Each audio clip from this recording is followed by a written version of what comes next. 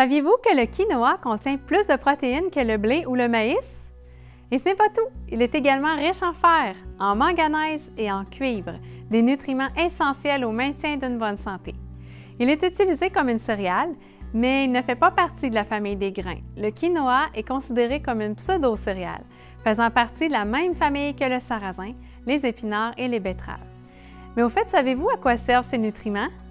Le fer est essentiel dans le transport de l'oxygène dans le sang. En cas de manque de fer, vous vous retrouvez en situation d'anémie. Votre teint peut devenir pâle, vous vous sentez faible, essoufflé plus facilement et votre fréquence cardiaque devient plus rapide.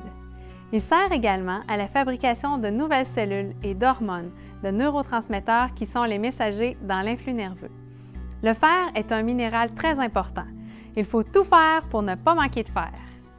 Le manganèse participe au travail de plusieurs enzymes et fait du quinoa un excellent antioxydant parce qu'il peut prévenir les dommages causés par les radicaux libres, substances responsables du développement de cellules cancéreuses. Et le cuivre? Il est un constituant de plusieurs enzymes et est nécessaire à la formation de l'hémoglobine, un élément du sang et du collagène, protéines servant à la structure et à la réparation des tissus.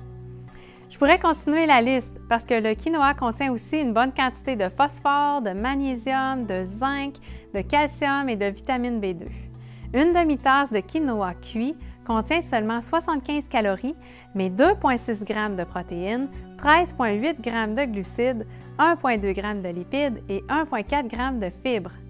Comme on doit le faire avec tous les grains, il est très important de bien rincer le quinoa à l'eau froide avant de le faire cuire. Cela permet d'éliminer les saponines, des substances qui nuisent à l'absorption et à l'utilisation par l'organisme de nutriments importants, tels que le fer. Le rinçage permet également d'éliminer l'amertume dans le goût. Vous devez rincer le quinoa jusqu'à ce qu'il ne mousse plus. De plus, le quinoa ne contient pas de gluten. Si vous n'aimez pas sa texture, vous pouvez moudre les grains au mélangeur pour en faire de la farine que vous pouvez utiliser dans vos recettes. Il aura les mêmes bonnes propriétés. Ajouter du quinoa à votre alimentation, c'est une autre bonne façon de mieux vivre. Pour d'autres vidéos, abonnez-vous!